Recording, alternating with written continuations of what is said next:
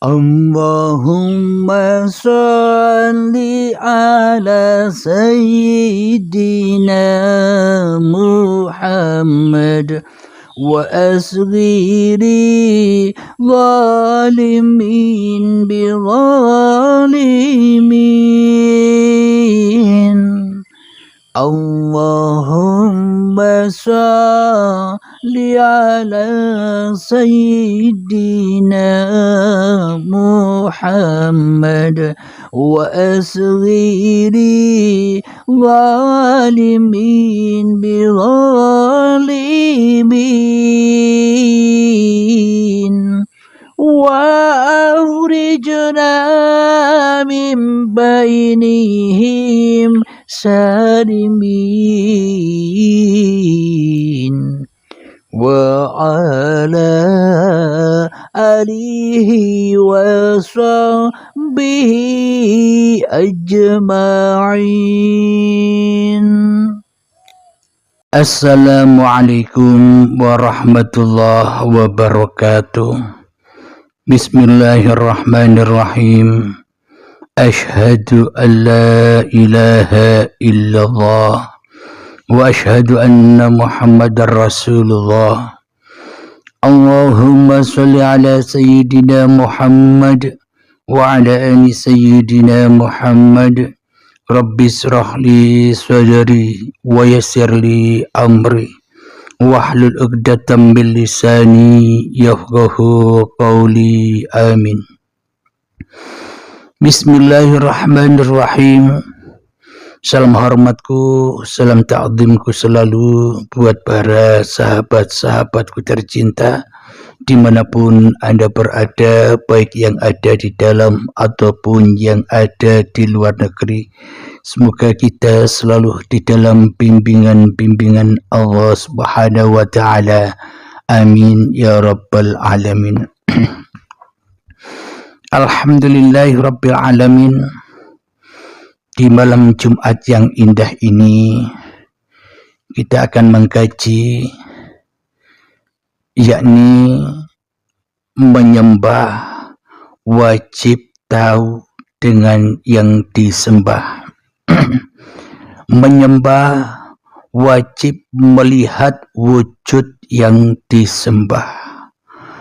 Menyembah wajib mendengar siapa yang disembah. Alhamdulillahirabbil alamin. Bagaimana mungkin kita bisa menyembah yang wujud sementara diri kita sendiri yang wujud di dalam hati kita? Bagaimana mungkin kita bisa mengabdi atau menyembah kepada Tuhan bila Tuhannya tak ada, bila Tuhannya gaib, bila Tuhannya tak nyata, bila Tuhannya tak bisa dilihat, bila Tuhannya tak bisa didengar, bila Tuhannya tak bisa disaksikan kekuasaannya?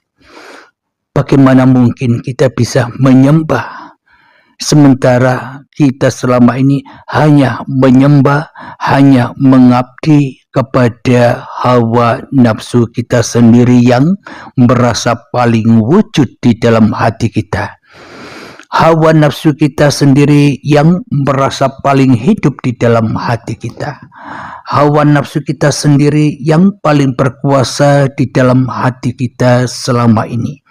Mana mungkin kita bisa menyembah Tuhan yang menciptakan kita bila kita belum menyaksikan, bila kita belum melihat, bila kita belum mendengar Tuhan yang kita sembah. Alhamdulillahirabbil alamin. Jadi makna dari kata menyembah itu adalah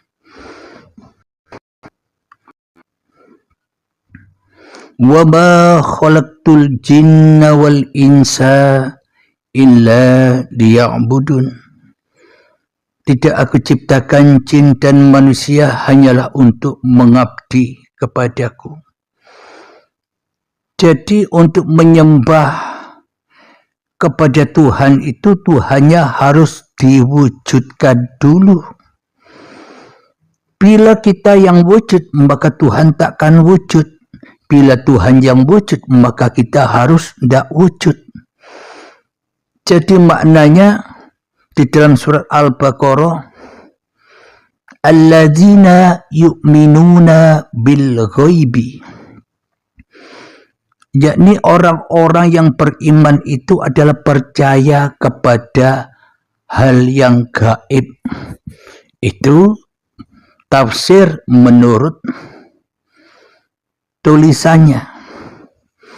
Akan tetapi alladzina yu'minuna bil ghaibi itu makna yang tersembunyi, makna yang mutasabbihatnya adalah orang-orang yang beriman itu adalah orang yang percaya bahwa dirinya itu, bahwa manusianya itulah yang gaib.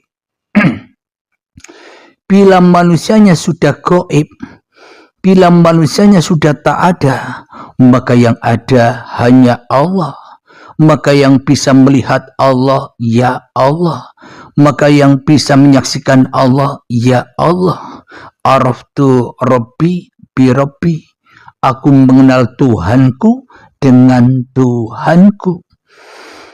Jadi itulah yang dimaksud makna menyembah itu harus menyaksikan yang disembah. Menyembah itu wajib melihat yang disembah. Menyembah itu wajib mendengar yang disembah. Maknanya apa? Bila manusianya sudah gaib, itulah mukmin, itulah Islam, itulah selamat. Selamat dari apa? Selamat dari belenggu-belenggu kemanusiaannya. Nah, bila sudah nyata, bila sudah wujud, bila sudah hidup Allahnya daripada manusianya di dalam hatinya, itulah yang dimaksud menyembah itu. Nyata wujud yang disembah, nyata wujud yang menciptakan manusianya. Bila manusianya sudah tak bisa apa-apa lagi, bila manusianya sudah tak bisa bersiapa-siapa lagi, maka Allah lah yang berapa-apa, maka Allah lah yang bersiapa-siapa. Itulah yang dimaksud mengabdi, itulah yang dimaksud menyembah. Seperti di dalam Al-Quran, Muhammad bukan kamu yang melempar, tapi aku yang melempar. Inilah tanda bukti yang sangat amat nyata. Nabi Muhammad sudah menyaksikan wujud Tuhannya. Nabi Muhammad sudah menyaksikan wujud hidup Tuhannya. Nabi Muhammad sudah menyaksikan kekuasaan Tuhannya atas dirinya. Kenapa? Karena Muhammadnya sudah tak berlaku apa-apa. Karena Muhammadnya sudah bukan siapa-siapa. Bila yang ada hanya Tuhannya saja yang berkuasa atas Muhammadnya. Inilah yang dimaksud menyembah itu wajib atau harus tahu yang disembah. Menyembah itu wajib melihat yang disembah. Menyembah itu wajib mendengar yang disembah. Maknanya melihat, mendengar yang hidup itu kan hanya Allah. Itulah yang dimaksud menyembah itu wajib menyaksikan yang disembah. Bila tak ada diri manusianya di dalam hatinya, maka yang ada hanya Tuhannya yang berkuasa atas diri manusia. Kenapa Tuhannya berkuasa atas diri manusianya? Karena manusia itu ciptaan Tuhannya. Jadi bila manusia sudah rela, sudah ridho, dibaiat diri kemanusiaannya kembali kepada Allah, maka ia akan bisa mengabdi dan menyembah Tuhannya. Apa yang dimaksud menyembah dan mengabdi kepada Tuhannya? Manusianya rela, ridho, kembali ke rahmatullah. Jadi pintu baiat itu ya siap, harus berani menjadi almarhum dan almarhumah. Jadi manusianya wajib mati dulu baru bisa menyembah. Wajib mati dulu baru bisa mengabdi.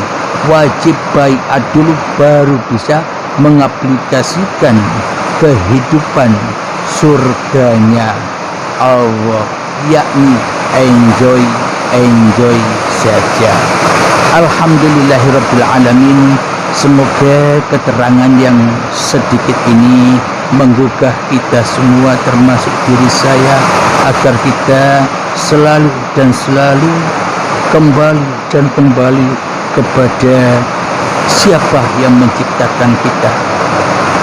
Di dalam ayatnya Allah, innani anallah, sesungguhnya aku ini Allah. Coba kita perhatikan, apakah mungkin manusia bisa mengatakan aku bila tak ada hidup, bila tak ada uripe Allah, bila tak ada hayatullah? Mana mungkin manusia bisa bicara aku? Inilah yang dimaksud innani anallah, la ilaha illa ana, tiada Tuhan selain aku. Maknanya tiada Tuhan yang bisa berkata-kata aku kecuali Allah. Bila manusianya masih merasa bisa berkata-kata aku, berarti yang hidup, yang wujud, yang nyata, yang berkuasa di dalam hatinya masih manusianya. Mana mungkin bisa menyembah kepada Tuhannya, sedangkan manusia hanyalah menyembah kepada hawa nafsunya sendiri selama ini. Fa'budni wa aqimis sholata li dzikri, maka sembahlah aku. Sesungguhnya sholat itu hanya untuk mengingat aku. Nah, jadi mengabdi dan menyembah kepada Allah itu adalah ketika yang ada, ketika yang wujud, ketika yang hidup, ketika yang berkuasa di dalam hati kita hanyalah Allah. Itulah yang dimaksud sholat itu. Ketika manusianya rela mati demi Tuhannya, ya itulah yang dimaksud sholat. Jadi sholat 5 waktu itu hanyalah untuk bertujuan supaya manusianya belajar mati, mau mati demi Tuhannya. Jadi bila sholat 5 waktu dilakukan, manusianya masih merasa yang melakukan sholat, berarti manusia tidak nyembah Tuhan, tapi nyembah hawa nafsune dewe. Jadi meskipun kita sholat 5 waktu, bukan berarti kita ini orang baik, bahkan kita ini orang yang buruk di sisi Allah. Kenapa? Karena dengan 5 waktu kita berbangga-bangga diri. Dengan 5 waktu kita gampang menilai, gampang mengolok orang lain kafir.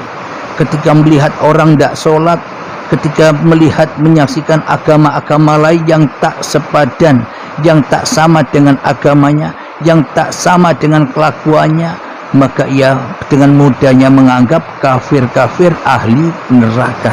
Inilah perasaan kita bila kita yang merasa bisa sholat. Namun ketika kita sholat, kita tidak bisa kembali pulang kepada wa aqimis sholata li dzikri, demi untuk menyaksikan aku. Kita tak pernah menyaksikan Allah. Kenapa? Karena kita yang merasa sholat.